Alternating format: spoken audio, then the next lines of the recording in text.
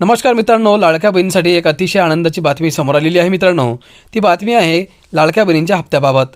अखेर मित्रांनो, लाडक्या बहीण योजनेचा पुढील हप्ता कधी मिळणार आहे, कोणकोणत्या लाडक्या बहिणींना मिळणार आहेत, संपूर्ण माहिती समजून घेणार आहोत। तर बघा मित्रांनो, लाडक्या बहिणींच्या खात्यात खटाखट 4,500 रुपये येणार आहेत असे कारण समोर आलेले आहे। परंतु मित्रांनो, खरोखरच हे 4,500 रुपये जमा होणार आहेत का? जर जमा होत असतील तर कोणकोणत्या लाडक्या बहिणींना हे पैसे मिळणार आहेत, संपूर्ण माहिती समजून घेऊयात। व्हिडिओ तुम्ही शेवटपर्यंत बघा आणि आपल्या माझी माहिती यूट्यूब चॅनलला तुम्ही अजूनही सबस्क्राईब केलं नसेल तर सबस्क्राईब करून घ्या।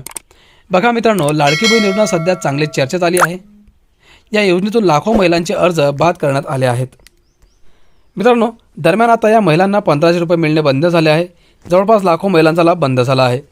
त्यात अजूनही जानेवारीचा हप्ता आलेला नाही, त्यामुळे हा हप्ता कधी येणार असा प्रश्न विचारला जात आहे। यासोबतच आता अजून एक अपडेट समोर आली आहे। या महिन्यात काही महिलांना 4,500 रुपये मिळणार आहेत। लाडक्या बहिणींना मिळणार 4,500 रुपये। आता फेब्रुवारी महिना सुरू झाला आहे, तरीही महिलांना जानेवारीचे पैसे मिळाले नाहीत। यासोबतच अनेक महिलांनी KYCमध्ये चूक केल्याने त्यांना नोव्हेंबर डिसेंबरचा हप्ता मिळालेला नाही। आता या महिलांना तिन्ही महिन्याचे पैसे एकत्र मिळणार असल्याचे बोलले जात आहे। ज्या महिलांची KYCमध्ये चूक झाली आहे त्यांच्या फेरपडताळणीचे निर्देश दिले आहेत। आता अंगणवाडी सेविका या महिलांच्या घरोघरी जाऊन पडताळणी करणार आहेत।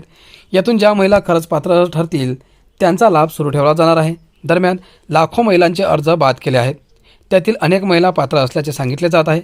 यामुळेच पात्र महिलांना 3 महिन्याचे पैसे एकत्र येऊ शकतात। लाडकी बहीण योजनेत KYCसाठी मुदतवाढ।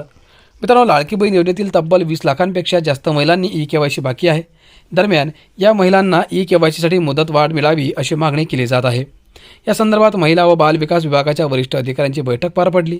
यामध्ये आचारसंहिता संपल्यावर मुदतवाढ दिली जाईल असं सांगण्यात आलं आहे। याबाबत सकाळ माध्यमाने वृत्त दिलं आहे।